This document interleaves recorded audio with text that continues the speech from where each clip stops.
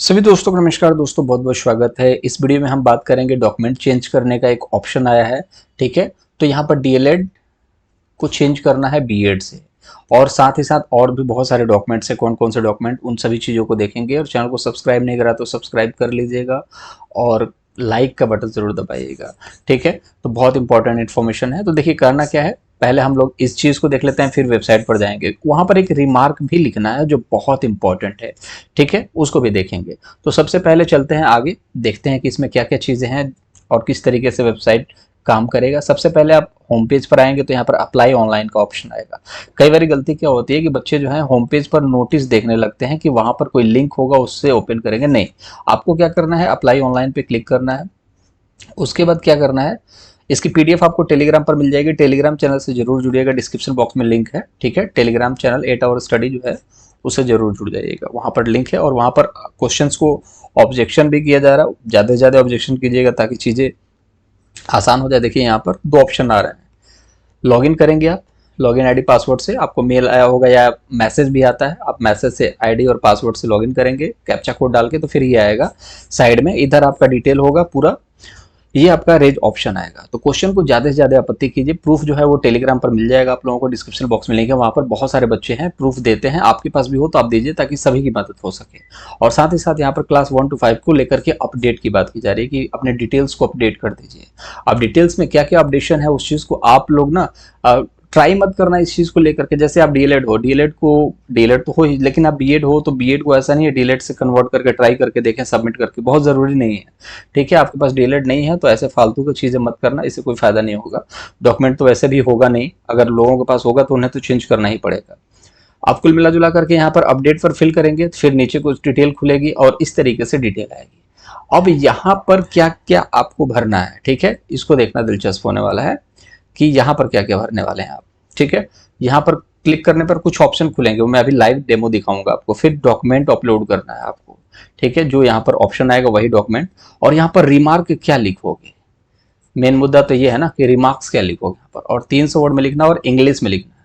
ठीक है, तो मैं हिंदी में इस चीज के बारे में बता दूंगा आपको कि कैसे मतलब लिखना है, उसको आप इंग्लिश में कन्वर्ट करके लिखोगे। या फिर चलो आपकी बार मैं इंग्लिश में ही आपको चीजें बता देता हूँ।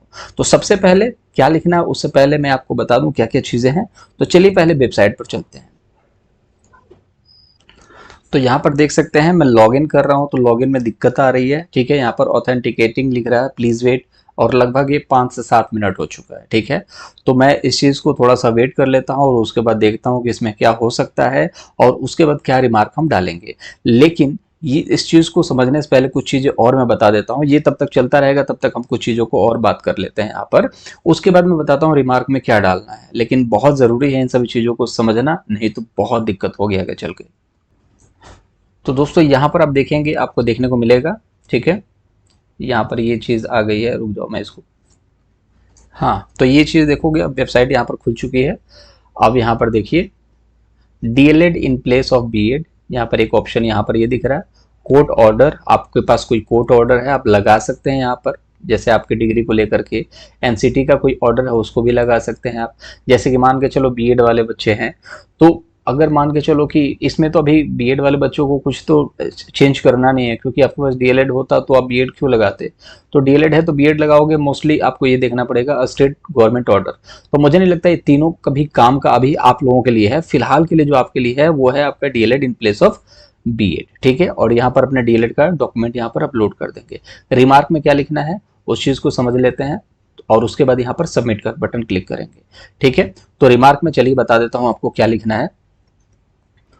तो देखिए दोस्त, यहाँ पर आपने लिखा DElEd in place of BEd. ठीक है, डॉक्यूमेंट अपलोड कर दिया यहाँ पर। और कुछ चीजें यहाँ पर आप लिख सकते हैं मेरी मार्क में। तो यहाँ पर लिखिए this is X Y Z, मतलब आप अपना नाम लिखेंगे and I am BEd and DElEd holder. ठीक है, आप बीएड भी हो एंड डीएलएड होल्डर भी हो। अब यहाँ नहीं है कि ऐसा एकदम प्रोफेसर जैसी बातें लिखनी है और बहुत एकदम कवि जैसी चीजें लिखनी है। आप बस अपनी दुविधा लिख सकते हो कि आपने डीएलएड क्यों नहीं लगाया, बीएड क्यों लगाया। तो उसी चीज के बारे में है, थोड़ा सा जूम करके मैं दिखा देता हूँ आपको। ठीक है, थोड़ा सा ना जूम करके दिखा देता हूँ आपको। तो देखिए यहाँ पर मैं दिखा देता हूँ आपको, this is XYZ and I am BEd and DLEd holder, but when I fill the form BPSC PRT tree then I select B.Ed instead of DLED। कहने का मतलब है कि जब मैंने फॉर्म फिल किया था बीपीएससी का तो मैंने बीएड को प्राथमिकता दी थी, न कि डीएलएड को।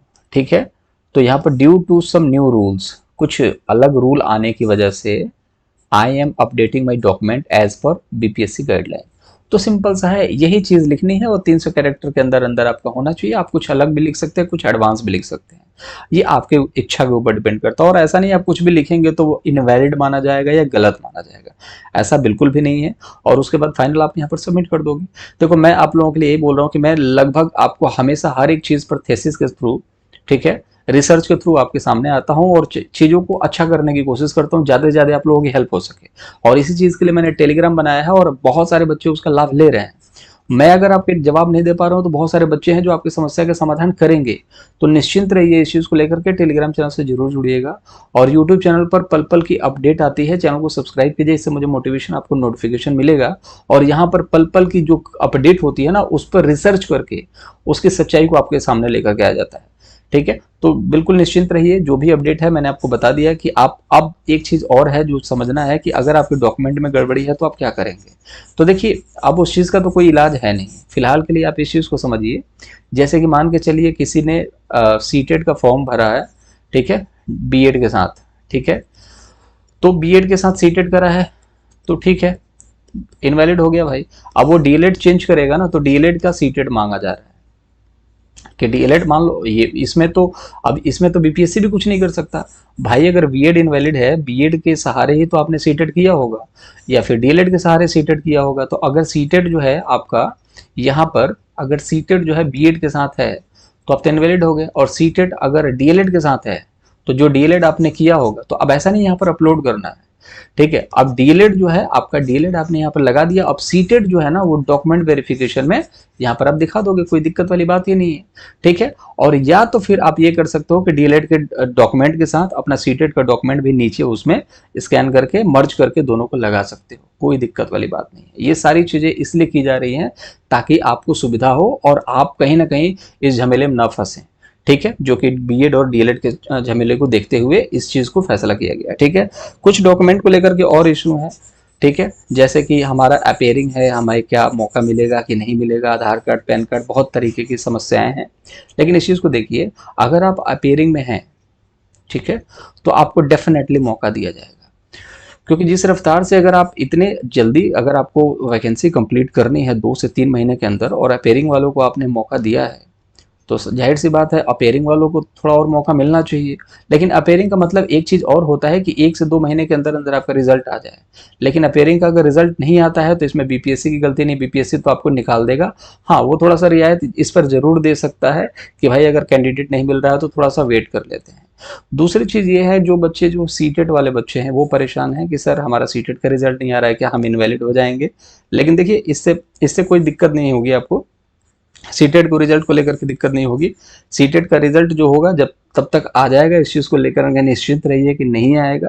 और अगर नहीं आएगा तो इस पर बच्चे कुछ ना कुछ इनिशिएटिव लेंगे या बीपीएससी इस पर कुछ ना कुछ इनिशिएटिव लेगा। ऐसा नहीं है कि सीटेट वाले बच्चों को, अपेयरिंग वालों को रखा है तो उनको बाहर कर देगा, इसका कुछ ना कुछ निष्कर्ष जरूर निकलेगा। तो उसको वही लेकर के आप निश्चिंत रहिएगा कि सीटेट वाले बच्चों को बाहर किया जाएगा। हाँ, बच्चे और यूट्यूब पर बहुत सारे कयास लगाए जा रहे हैं, लेकिन इतना आसानी से बाहर थोड़ी किया जाएगा। आप बताओ, पैसा दे दे करके बच्चा जाकर के एग्जाम देता है, तैयारी करता है, एक इमोशन जुड़ा होता है नौकरी के साथ, तो ऐसा थोड़ी है कि एक झटके में इनको बाहर कर दो, इनको अंदर कर दो। हर चीज को सोच समझ करके किया जाता है। तो सीटेट के बच्चों को इतनी आसानी से बाहर नहीं किया जाएगा। इनका रिजल्ट नहीं आ रहा है, इनका कोई दोष ही नहीं, इन्होंने तो पेपर दिया, पेपर सीटेट बीएड और बीटीसी के चक्कर में लटका हुआ, इसमें पीस कौन रहा है? बच्चा, चाहे डीएलएड वाला हो या बीएड वाला हो, दोनों बच्चे पीस रहे हैं और आप सभी जानते हैं इस चीज को, ठीक है। तो ये कुछ मोटा मोटी इन्फॉर्मेशन थी। सीटेट वाले बच्चे परेशान ना हो, रिजल्ट नहीं आ रहा है तो अपेयरिंग वाले भी परेशान ना हो, रिजल्ट नहीं आ रहा है तो कुछ गड़बड़ी हो गई है अगर डॉक्यूमेंट में, तो उसको लेकर के भी निश्चिंत रहो। डॉक्यूमेंट वेरिफिकेशन में अगर आप फर्जी आदमी नहीं हो, ठीक है, अगर आप फर्जी नहीं हो तो आपको नौकरी लेने से कोई नहीं रोक सकता। डॉक्यूमेंट वेरिफिकेशन में भी आपको कोई नहीं निकालेगा। देखो, छोटी मोटी भूल चूक तो सबकी माफ हो जाएगी, इसको लेकर के आप निश्चिंत रहेंगे, ठीक है। कोई भी डॉक्यूमेंट में अगर आपकी गड़बड़ी नहीं है, आपके डॉक्यूमेंट अगर रुका हुआ है या फिर थोड़ा सा स्पेलिंग वगैरह में गलत है, ठीक है, एक्स वाई जेड के जगह जेड वाई एक्स हो गया है, कोई दिक्कत नहीं है। 10th में अगर सही है कोई दिक्कत वाली बात नहीं, डॉक्यूमेंट में सही है कोई दिक्कत नहीं, एफिडेविट बनवा देना काम हो जाएगा, ठीक है। क्योंकि अब फर्जी आदमी इतना रिस्क लेकर के क्यों जॉब करेगा, आप समझ रहे हो ना। तो जाहिर सी बात है जो भी अपडेट था मैंने बता दिया। इस तरीके से आपको यहाँ पर ऑप्शन सेलेक्ट करना है, DElEd in place of BEd, upload कर देना डॉक्यूमेंट। साथ ही साथ आप अगर सीटेट इसके साथ है तो वो भी अपलोड कर सकते हैं। साथ ही साथ रिमार्क में आप डालोगे यहाँ पर जो चीज़ें मैंने बता दी है, वो क्या क्या बता दी हैं, ये सारी चीज़ें टेलीग्राम पर मैं भेज दूंगा, उसको आप देख सकते हो। टेलीग्राम का लिंक डिस्क्रिप्शन बॉक्स में है। अगर वीडियो से हेल्प मिली हो तो लाइक का बटन जरूर दबा देना और वीडियो को शेयर कीजिएगा अपने दोस्तों के साथ। कोई सजेशन सुझाव हो तो कमेंट बॉक्स में ज़रूर बताइएगा मुझे, ठीक है। मुलाकात अगले वीडियो में करेंगे, ख्याल रखिएगा, बाय बाय।